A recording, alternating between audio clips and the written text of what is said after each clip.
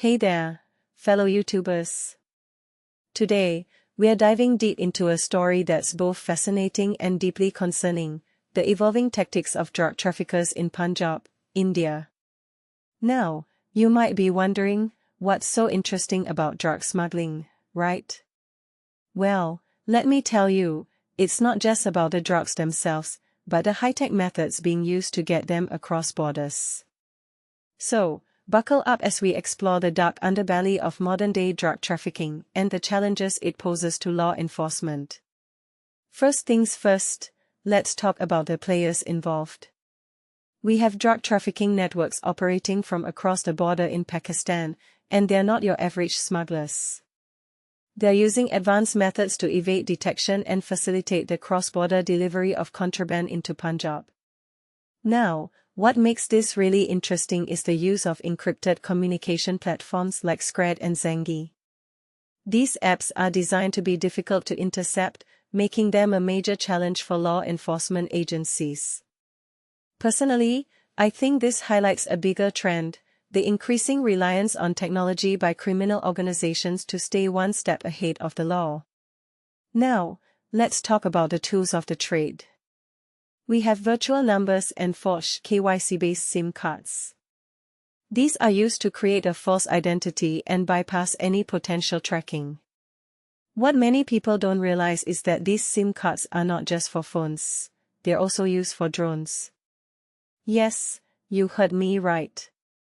GPS-enabled drones are being used to smuggle drugs across borders. This raises a deeper question. How do we keep up with the technological advancements being used by criminal organizations? Now, let's talk about the impact. In 2025 alone, 305 drone-related drug trafficking incidents were reported nationwide, with 298 of them occurring along the Punjab border. This resulted in the seizure of about 460 kilograms of narcotic drugs, including 448 kilograms of heroin, 9 kg of methamphetamine, and 3 kg of opium.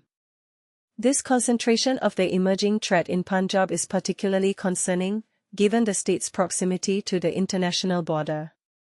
It's clear that the drug trade is evolving, and we need to be one step ahead. Now, let's talk about the response.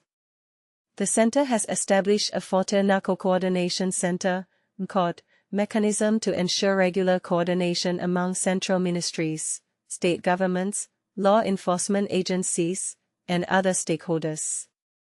However, despite these measures, the challenges outlined above persist. In fact, they were recently flagged to the center during a brainstorming session of police officials from border districts chaired by Union Home Minister Amit Shah. Punjab highlighted these concerns in particular, emphasizing the need for a more proactive approach to tackling drug trafficking. In my opinion, the issue of drug trafficking is not just a law enforcement problem, it's a societal one. We need to address the root causes of the problem, such as poverty, corruption, and lack of education. We also need to invest in technology and innovation to keep up with the evolving tactics of drug traffickers.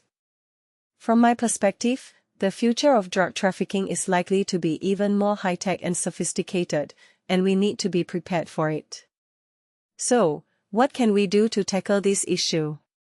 Well, that's a question for another day. But for now, let's just take a step back and think about it. What makes this really interesting is the intersection of technology, crime, and society. It's a complex issue that requires a multifaceted approach. Personally, I think we need to be more proactive in addressing the root causes of drug trafficking and investing in technology and innovation to keep up with the evolving tactics of drug traffickers. What do you think? Let me know in the comments below.